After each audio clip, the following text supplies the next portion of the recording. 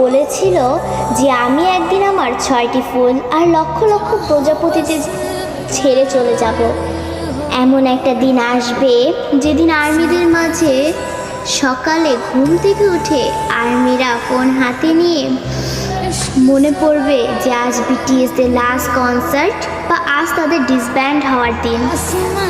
আর্মিরা আমাদের 7 রাজাকে হারাবো।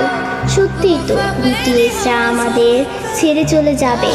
এমন একটা দিন আসবে যেদিন আমাদের অনুপ্রেরণামূলক কথা বলার জন্য বা আত্মবিশ্বাসী গড়ে তোলার জন্য আলেম থাকবে না, নিজের প্রশংসা নিজে করানোর জন্য জিন থাকবে না, আমাদের স্যাড কিং সুকা থাকবে না, একটা মুচকি হাসি দিয়ে সকলকে হাসানোর জন্য যেই হোক থাকবে না, ক্যামেরার সামনে আর্মিদের সাথে ফ্লাইট করার জন্য জিমিন থাকবে না। হয়তো এমন একটা দিন আসবে যেদিন আর্মিদের পাগলামো করে হাসানোর জন্য তেইয়াং থাকবে না। হয়তো সেদিন এমনও হতে পারে বানি ইসমাইল দিয়ে র্যাপ মনস্টার বলার জন্য জাংকুক থাকবে না। সেদিন হয়তো বা বিটিএস নামক ওই ব্যান্ডটা থাকবে না। হয়তো তাদের আর কোনো গান অ্যালবাম রিলিজ হবে না। আমরা হয়তো বা আমাদের 7 রাজাকে আর কোনোদিনও ফিরে পাবো না।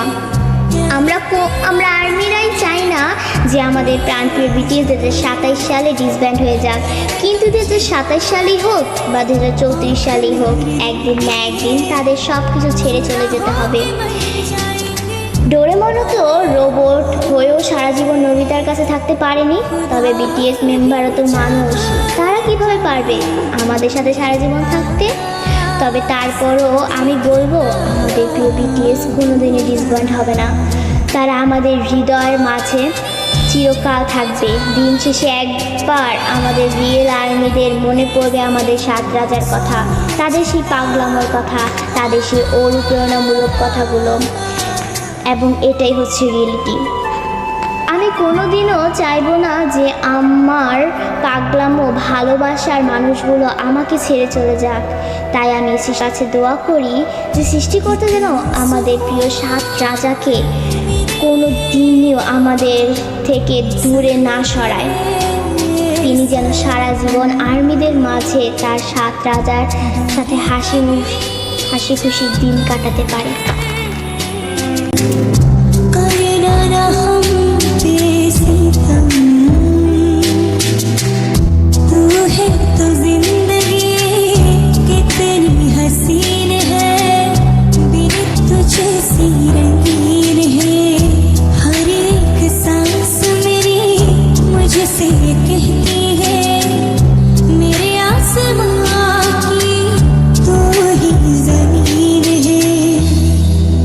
खुदा